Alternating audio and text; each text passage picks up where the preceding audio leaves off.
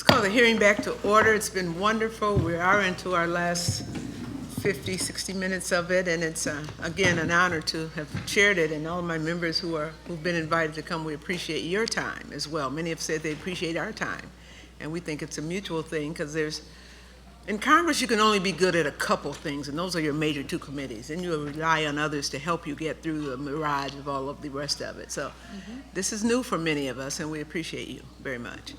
We thought in this last hour or so that we go back to the panel first, if you have any other comments that you'd like to make. Then the members will question, and then the members will have closing remarks. We'll try to make time for that, and if you'd like to make a closing remark as well, we'll do that.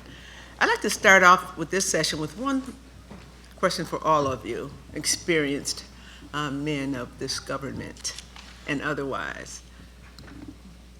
Why do you believe today and 30, 40 years ago, the military primarily has suppressed the whole idea of what might be unidentified flying objects or extraterrestrial?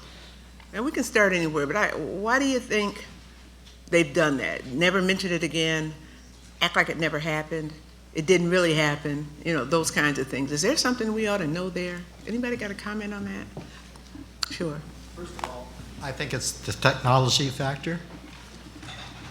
If they do have tangible objects in hand and have learned some technology, that is a very valuable stuff. That we don't have.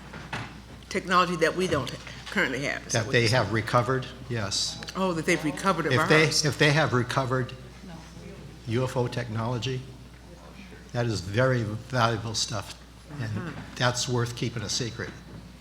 The other thing is, if they were to let the general public know that they have no control over these objects, that they chase them and can't catch them, that's something they don't want the public to really know. Those are very good.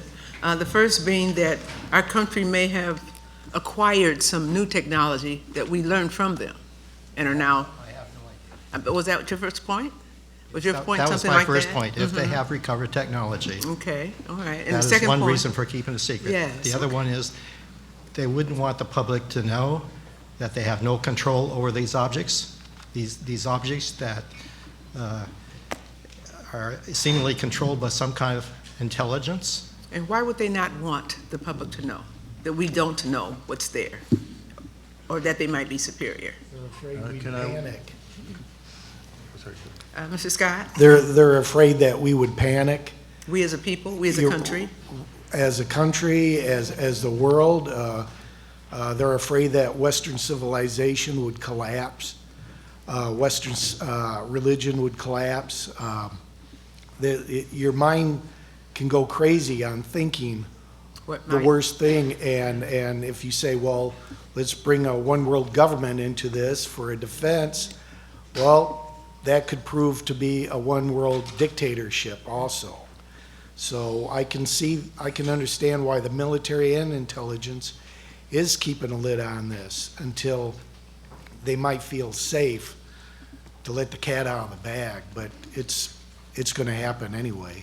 Yeah, and those are very good points, both of those. I'm with Mrs. Hollis, and I'm going to come to you, Mr. Dolan.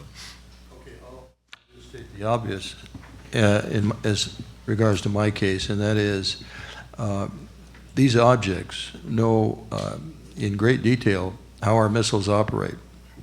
They know ours, but we don't know theirs. That's right, and they can shut down our missiles at any time. They have proven that. They know in great detail how they operate, and so if you release that information to the public, what do you say then about what kind of defense do we have against these things? So. Anyone else? Yes, sir. Well, Captain? they could shut our missiles down until we put EMF filters on our missiles in the early 70s. And by 76, they couldn't shut them down because, in my opinion, of the EMF filters and some of the documentation that Robert Salas got unsealed, I looked at and found, in fact, in 68, after studying his shutdowns, they were looking at EMF as a problem. And I do distinctly remember our missiles being pulled offline one at a time before our incident happened, and asked one of the members of the security maintenance teams, and they let it out of the bag that it was an EMF filter, and then they got shushed for it.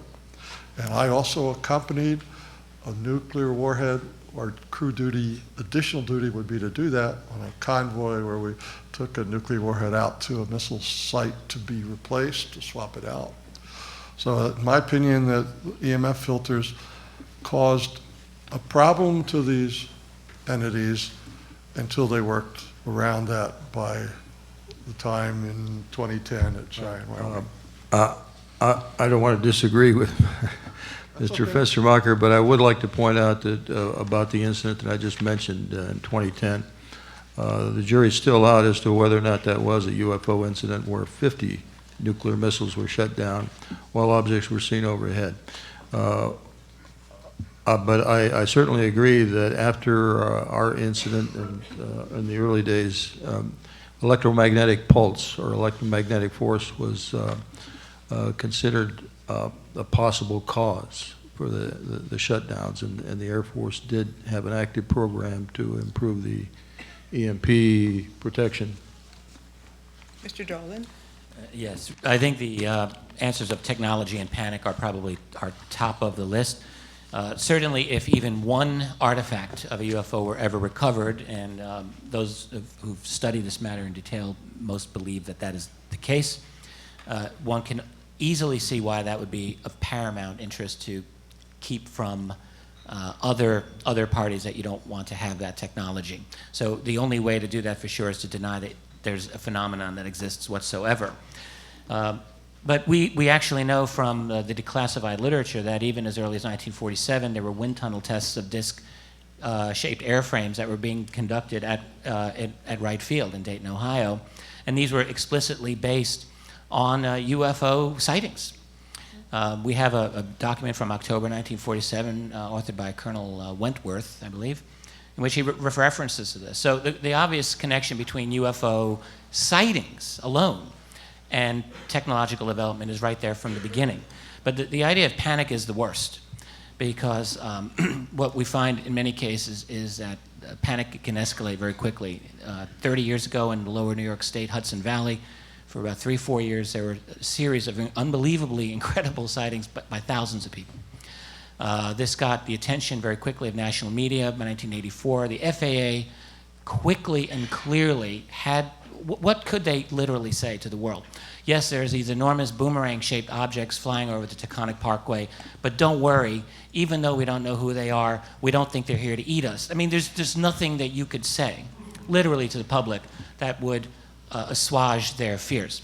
In 1997, over Phoenix, we have the incident of the famous Phoenix Lights, in which Governor Fife Symington, at a press conference a few days later, brought out a big guy in an alien costume and basically threw cold water over the whole thing, ridiculed it. 10 years later, Governor Symington, at this national press conference in 2007, said, not only did we have to do that to prevent public panic, which was in danger of escalating greatly at that moment, but I myself saw the object in question, and it was unbelievable, and he offered his strong opinion. He's an experienced pilot, by the way, that this is not anything from our civilization.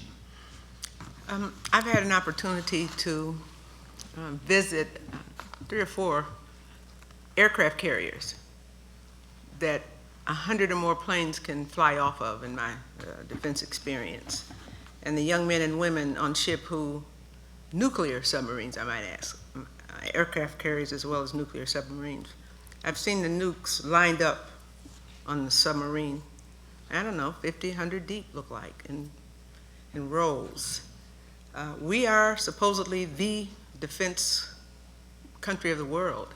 If there's something in our atmosphere or in the world that may question that, it seems to me, this member, that we need to take a look at it. If they wanted to blow us up, seems like they'd have done it 20, 30, 40 years ago.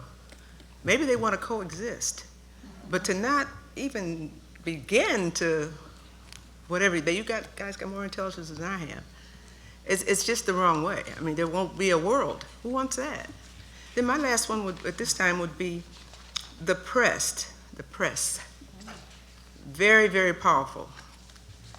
Do any of you know of any occasions where the press might have been, I don't know, caused to go one way or the other, positive or make joke of it or all? Captain Salas? Salas? Thank you, Ms. Kilpatrick. In 2004, I was contacted by the Peter Jennings group, who's putting together a UFO special, and flown to Dallas, Texas for about 2 or 3 days. They interviewed me for a couple of days, got a lot of footage, said I had great testimony, and they were going to feature my testimony on their special. With a week before that special, the Peter Jennings special on UFOs was to be broadcast, I got a call saying that they wouldn't be using my interview. There are other members here of the audience that were also interviewed for this, but to me, they gave me no reason, and so I'm just suspicious that somebody got to them and did not want this story out. Anyone else have any press out? Well, before we go to the members, does anyone else at the table like to make a final statement as we go through? It may not be your final, because we're going to interact a little while longer. But if you want to add something at this point, otherwise I'll go right. Mr. Scott, Sergeant Scott. I'd like to see the military and the local police be able to have their people, if they see a sighting or respond to a sighting, to be able to give an honest report of it. Because if it's a lie, if it's a joke, and that it's very easily to find that out quickly. And if it's not, then what we're doing is gathering more intelligence information on a possible friend out there or a possible enemy, and the more information we gather, the better it is for us. And right now, the police department, my brother's a retired policeman. They would send a rookie cop out to investigate. They didn't want to do it. They would laugh about it. But once he found out I was coming here, then he got more serious after all these years, and they told me he believed also.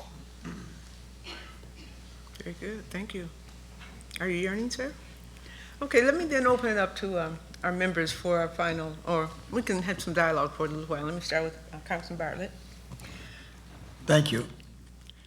I've been looking at some of the press clippings from yesterday's session, and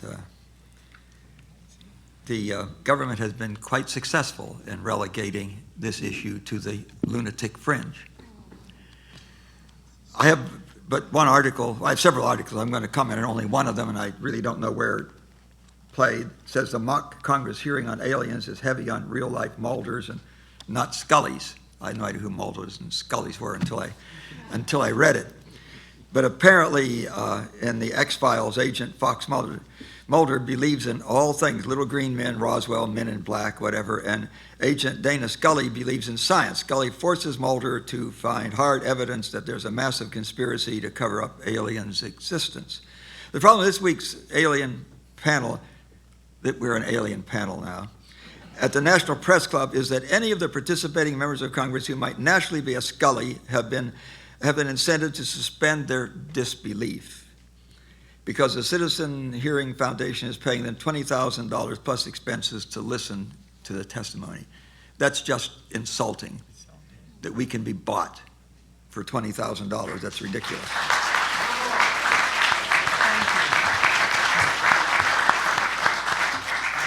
Goes on to say the panelists, and they mentioned the panelists, and I'm one of the panelists, and former member Roscoe Bartlett.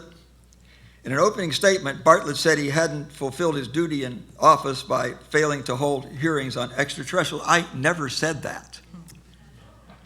What I'd said was that the Congress, I a part of it, had failed in its responsibility to respond to the constitutional requirement that we had a responsibility to respond to people to petition their government for a redress of grievances. It's in the First Amendment. It's very clear. I never said that I believed in extraterrestrials. I believe that there are sightings out there that cannot be easily explained away. That is one of the possible explanations of them. There may be others, but I never made that statement. Compounding the problem of eyebrow-raising testimonies that several of these politicians have reputations for being a little wacky. What is that in? What's that? And when it comes, Oh, no, who said that? huh? Who said it? Who wrote it? I don't know, you tell me. No, who's it from? What network or paper? I don't know, I can't tell you. This is the article, you tell me where it came from. It's terrible. It's terrible. Yeah, I want to read on. Bartlett has, this is why I'm wacky. Bartlett is warned of the dangers of an electromagnetic pulse, a theoretical nuclear blast in space that would fry electrical circuits and kill the internet. This is not theoretical. We did precisely that in 1962 over Johnston Island. It's called Starfish Prime, and it shut down we didn't have any electronics in 62. It shut down electrical equipment in Hawaii 800 miles away. The Congress set up an EMP commission. It functioned for 8 years, for 4 Congresses. It was chaired by Dr. Bill Graham, the science advisor to President Reagan. Johnny Foster was on it, the father of most of our nuclear weapons. Dr. Joan Woodard was on it. She is the deputy director at Sandia Labs. And Dr. Lowell Wood from Lawrence Livermore was on it. This is the person that Tom Clancy told me, in his view, was the smartest man hired by the U.S. government. That commission functioned for 8 years. As a result of their functioning, the Pentagon has set up a permanent commission, a permanent panel, task force on EMP. John Kyle has made a statement that says that this is one of the few, as a matter of fact, I think it's the only event I know of that could end us as a sovereign nation. You can read his comment on that. Now, I'm just insulted that the press does this. These statements have no basis in reality.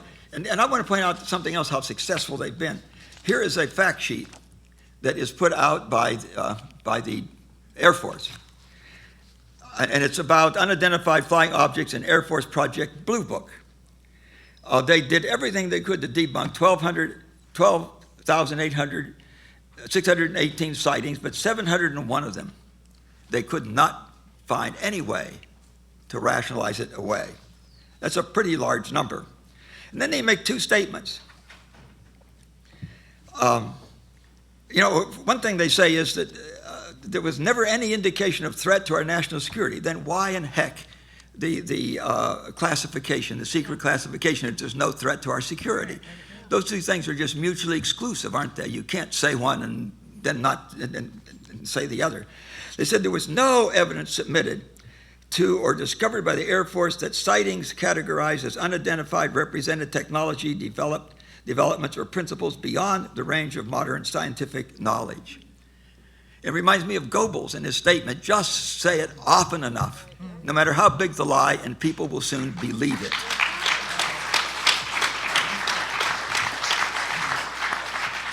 We have radar tracks. We have radar tracks showing that these objects, whatever they are, behave in ways that known aircraft of no country in the world can do. That just isn't true. There was no evidence indicating that sightings categorized as unidentified were extraterrestrial vehicles. That's true. But there is a lot of evidence. That they couldn't be anything that is publicized by either our country or by Russia or by China. China is now entering as a player in this domain. I'm generally a pretty quiet individual, but this press stuff is just clearly outrageous. The audacity and the ignorance of something like that just infuriates me. Thank you, Congressman. Thank you. And then the same press that is ridiculing what we're doing today is totally silent when the Air Force puts out a fact sheet like this. that is anything but a fact sheet, because there are statements on it that are clearly not true. You know, there has to be an accountability for this, does there not? Thank you for holding this hearing. Thank you. Thank you. Congresswoman Woolsey. Well, I have a thought, and the thought is, once there can be disclosure about what is out there and what is coming in, and an understanding, which will take certainly hearings within the Congress and in the House and the Senate.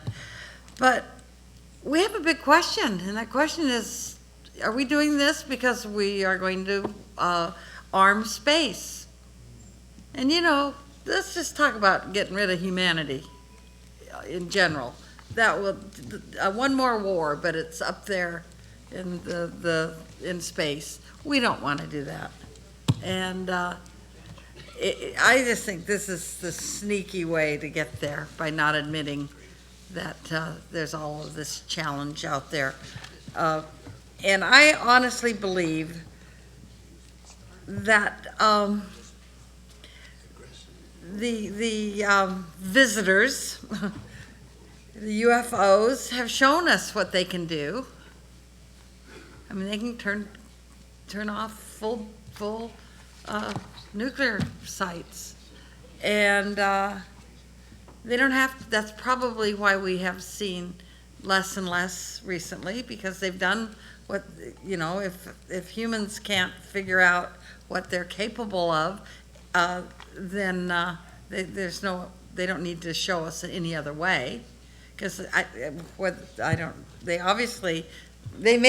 probably aren't violent, because if they did what they're capable of, they'd probably be eating some of us, you know? But they're annihilating us, yes. And we don't, you know, come on. We need to talk about this. We need to be furious at how the press is covering it, and they will. But thank you, everybody. And we've got 3 more days of this, you know, so we'll be thanking, I guess, till the cows come home here. But we've got some work to do. And our world has some work to do, not just the United States of America. So thank you, Madam Chairman. Sure. Senator? Well, I'm sorry I ruined his afternoon because I brought the breast stuff to his attention. It's garbage. Your fault, it's garbage. huh? But does that surprise you? I would ask one question on the Peter Jennings. Did they go on with the show? Yes, sir, they did. They just took you out. They just took me out, and I Did think... they have any good evidence in the show at all? Not in my opinion. Didn't do the Good. topic. Okay, that's par for the course for mainstream media. He brought to my attention, so he's ruining my afternoon.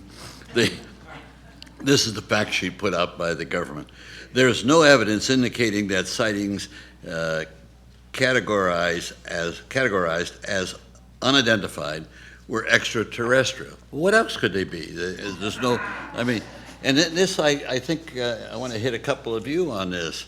You know, you can say, well, we're skeptical. Sure, I'm skeptical of everything. But by the same token, if there's no other rational reason for something, you have to come to a conclusion. And the conclusion I can share with you, which is just logic, is if there's anything in this whole compendium of knowledge of UFOs, it's got to be what happened at Minot and Wyoming and so forth. What's been proven is that somebody out there, extraterrestrial, can shut off our defense capability just like that. Just like that. Now, how do you think that makes the people in Congress who are appropriating billions and billions of dollars for a defense system that doesn't work if you really push to shove? And so if there's ever a rationale for the government in cahoots with the military-industrial complex to defend the appropriation process that feeds them, it's got to be what's been discovered, and they've got to put a lid on this. I mean, this makes all this wealth obsolete. I'll give you an example. What happened recently? It happened in Alaska. You know, we've got these silos in Alaska. We've got 16 of them. And of course, nobody's proven that they work except the phony testing that's been done. Now, as soon as we had this craze with North Korea, what happened? They appropriated money for another 14 silos. That will make 13 silos to go after North Korea. And I don't know if any of you know the defense concept. It's more expensive to build a shield than to build a spear. So you build all the shields you want. All they do is have more spears to get by your shields. So this is the first thing I learned in one of the hearings on the subject.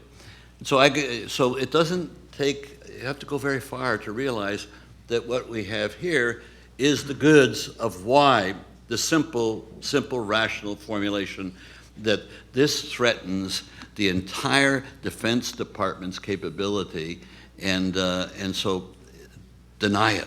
It doesn't happen, it doesn't exist. Anybody talks about it, they're idiots. And so the press goes along with this, and we go back to our conclusion of yesterday. You know, I tried to conclude that we have a country ruled by juntas, military juntas in corporation, in cahoots with our corporations. But what's been raised, and I hate to monopolize it on, but maybe this afternoon is going to go too fast, but stop and think what we've concluded. That we're supposed to, now we didn't take an oath here. You took an oath, we didn't take an oath. But obviously you assume that all politicians are truthful. Well, that's a fair assumption. But let me point out to you that the hope is that we will go back to members of Congress and try to persuade them as to the knowledge that we've acquired. Well, I'm for one, will confess, I don't know anybody in the Senate that I could approach that could give me 5 minutes time on this particular subject, before or after the hearing.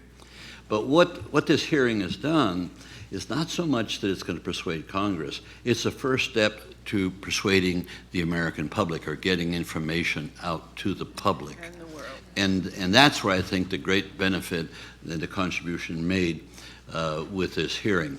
But I just want to add one thing, and I'll follow through on it tomorrow or the day after, and that is, it's fine. We can educate the public, but does the public have any power to act on this new knowledge that they have?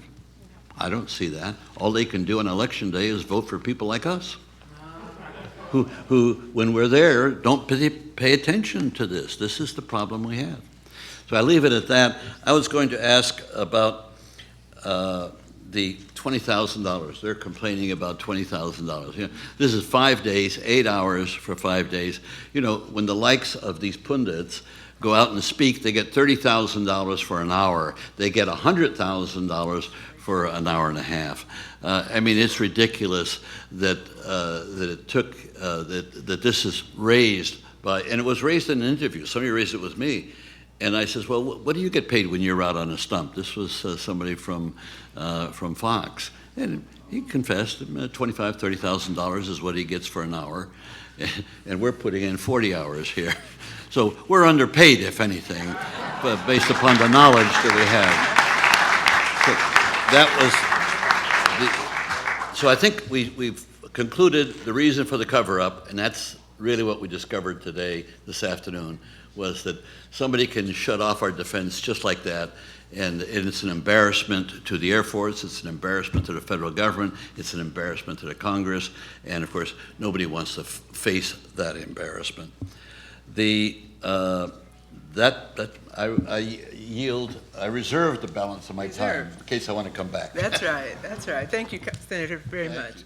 Congresswoman Hooley? Yes, thank you, Madam Chair. First of all, I'd like to thank our panel. You have been terrific.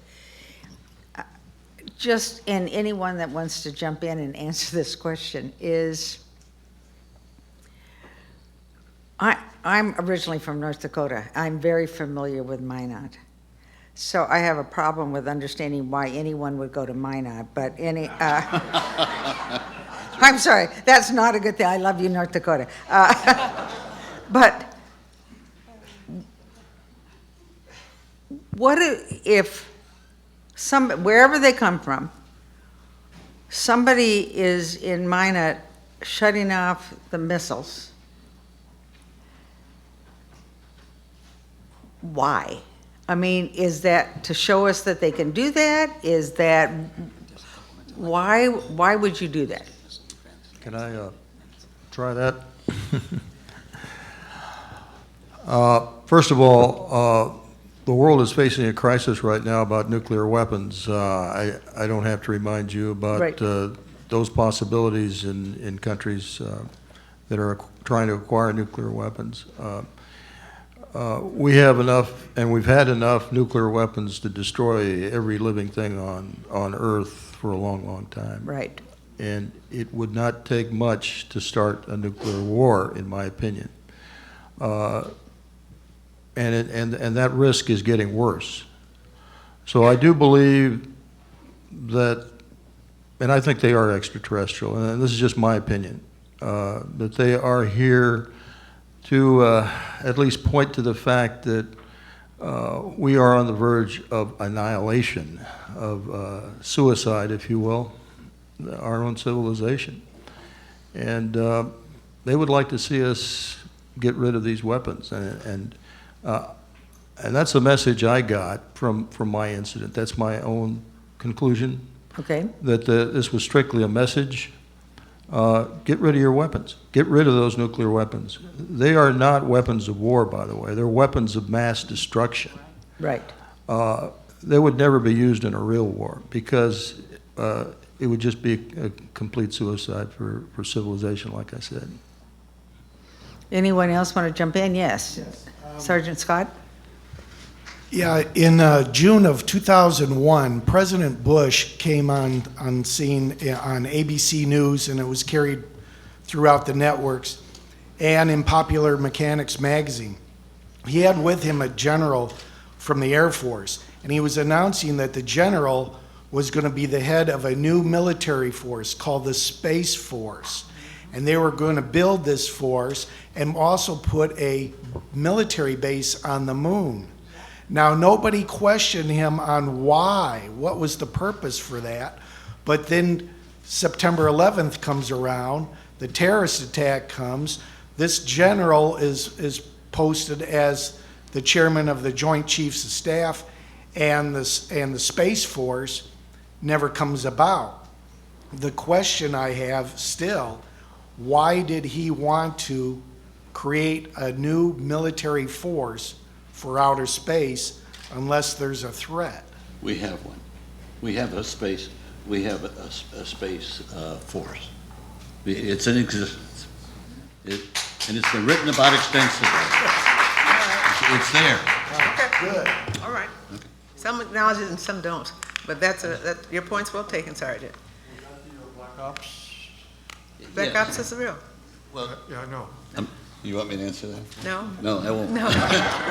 No. Let me go to I'm sorry.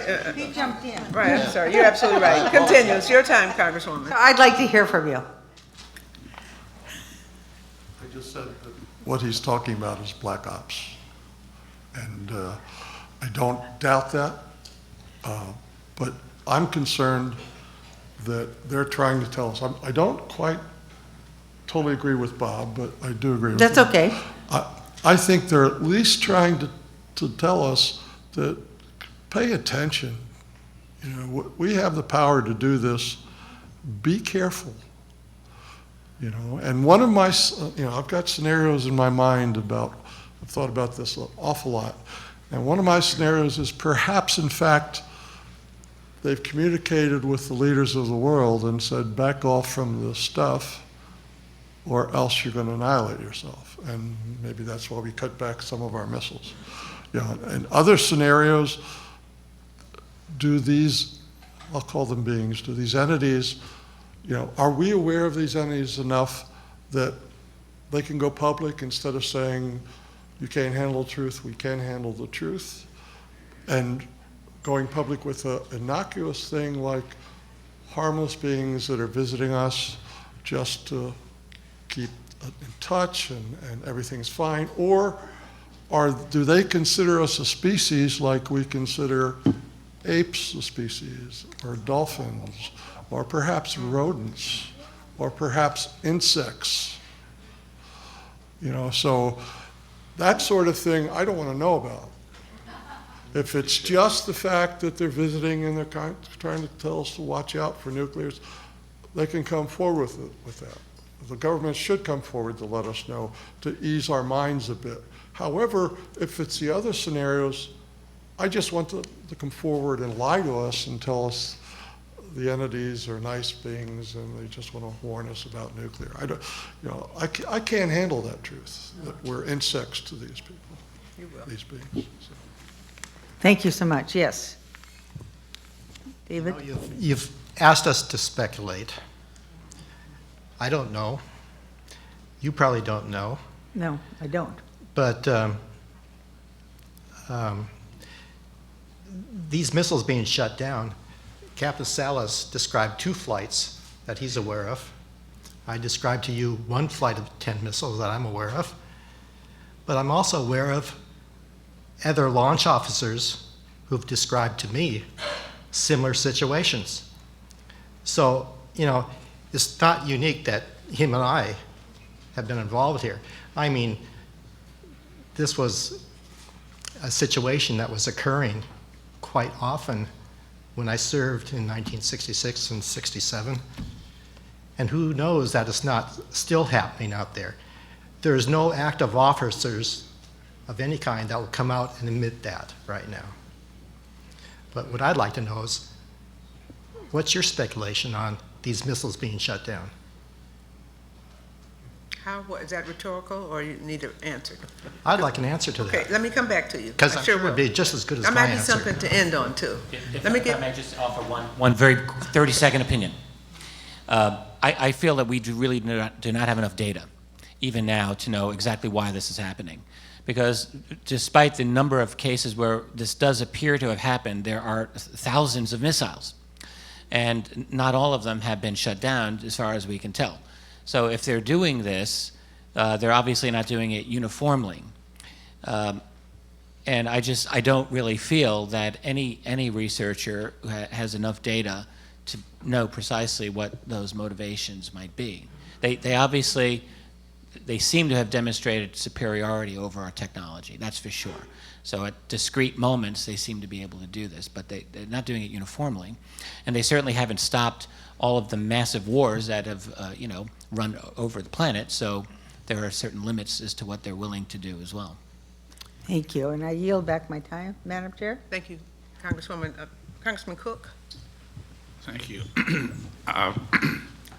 From the things that you've described today, you all must have done what Captain Fenstermacher just indicated he has done, and that's think about these things a lot during the times when you didn't say too much anything publicly, and after you've come out and started speaking, which again, I congratulate the 2 of you that have done that today for, I understand, the first time.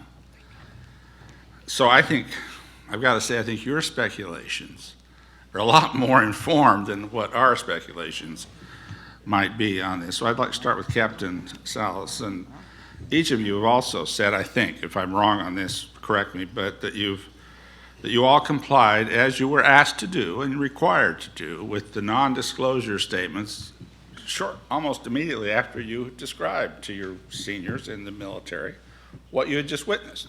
Am I correct on that? Yes, sir. You didn't. See, I was involved in 3 sightings, 3 different bases, and not one time did I have to sign anything away. Okay, Sergeant Scott, I appreciate that clarification. But I'm right. For example, let's start with Captain Salas. You signed those. Absolutely, sir. Okay, I signed so the non-disclosure statement. Absolutely, and I think your reasons that you might give this committee, this panel, as to both legitimate reasons why you might have been thinking over the years or at the time that the Air Force might have asked you to do that, and the illegitimate reasons why they might have asked you to do that. You must have some idea on both sides of this why did they make you come in and sign that right off the bat? I mean, and why were you then here, the whole culture was, don't talk about it or you're going to be in trouble. What were the legitimate reasons for that, if any, or illegitimate reasons for that, if any? I think I discovered the main reason, and that is this on? Okay. That the Conant investigation was ongoing at the time. Okay. And the idea of the Conant investigation basically was to give the Air Force a way out of investigating UFOs. And if they had allowed me to speak to the Conant investigator about my incident, and Mr. Fiegel and Mr. Mywald and Mr. Carlson, they would have discovered that this was really a serious problem.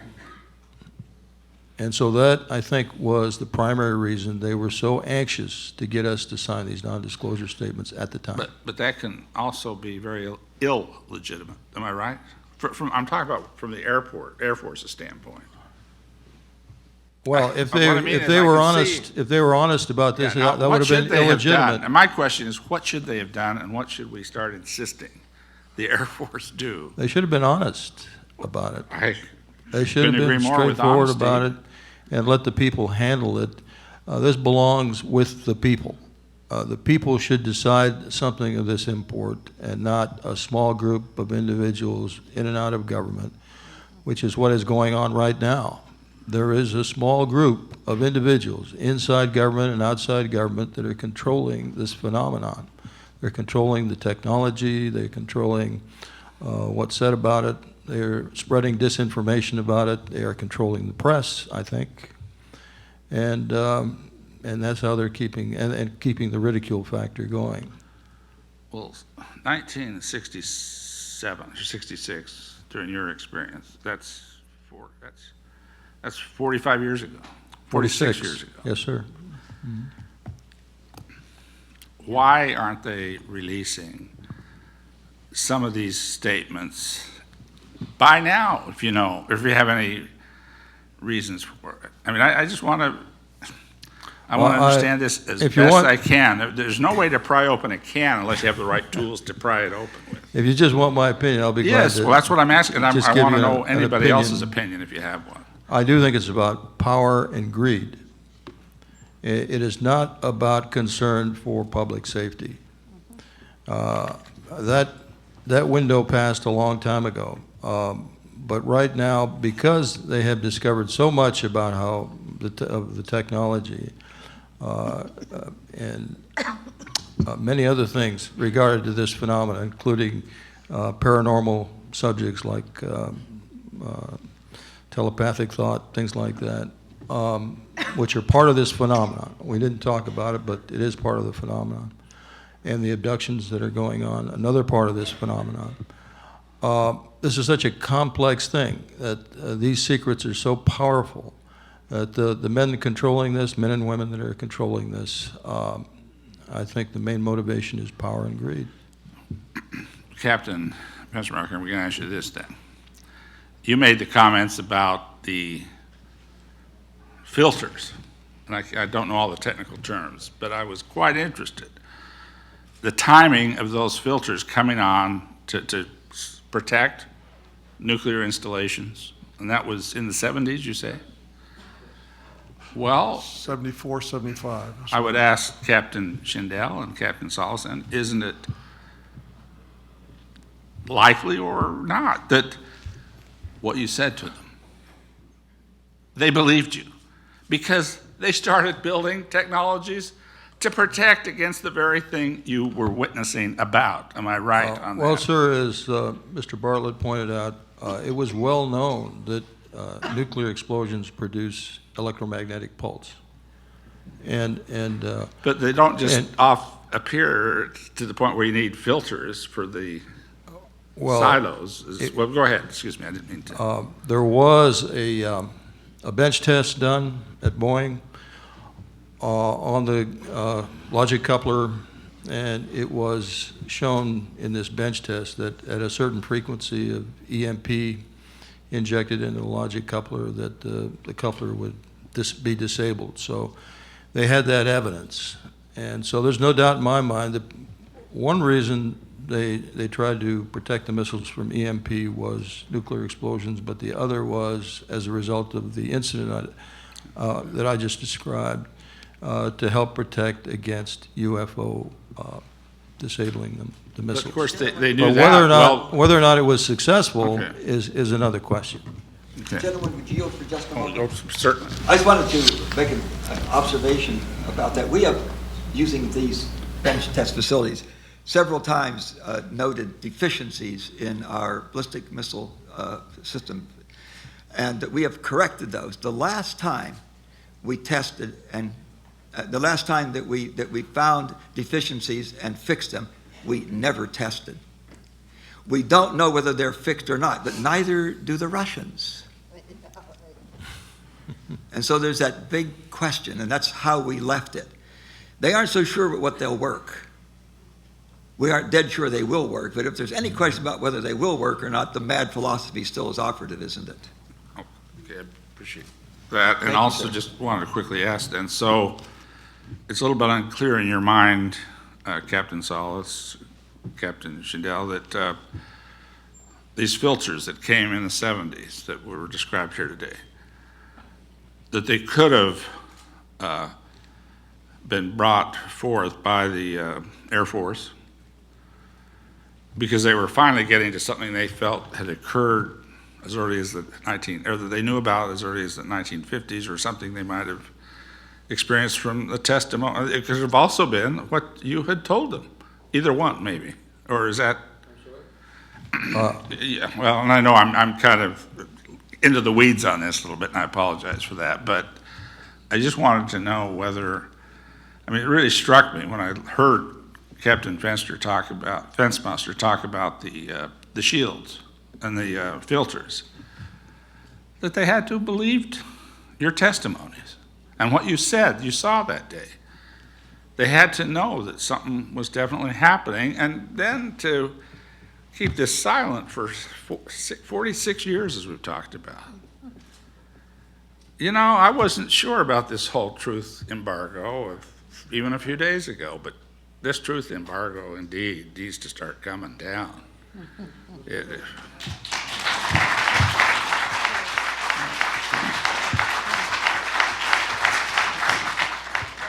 That Bob Salas had released was very lengthy, really with 3 sub-documents, and I spent a lot of time scanning it, and in fact, there was a little piece about UFOs. What it was a technical explanation of all the echo sites and what happened at each of the sites in the first document. And there was a little piece about UFOs, and it said, the rumor of any UFO creating this is disapproved, disowned, I think was the word. Disproven. The rumor was disproven. Now, I don't know how you disprove a rumor. Yeah. But at the very end document, it was a 68 document where they talked about they were concerned with how EMF affected it, and that Boeing was going to work on the EMF problem.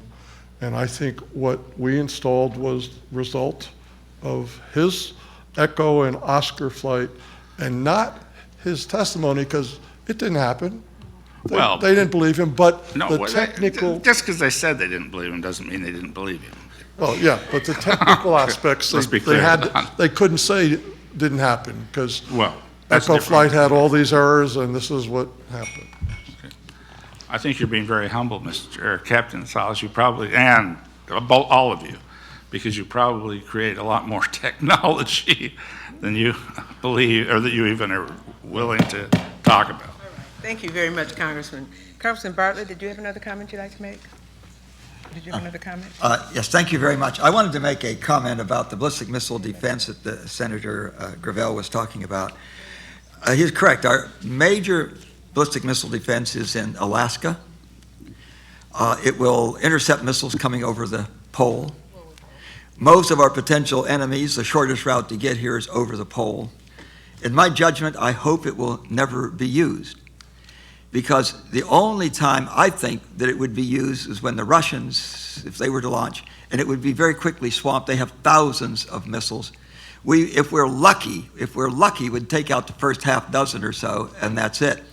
This system is really made to defend against countries like North Korea and Iran. These people may be evil. They are not idiots. They will not launch from their soil. I have no idea why we're waiting until they develop an intercontinental ballistic missile which will reach us.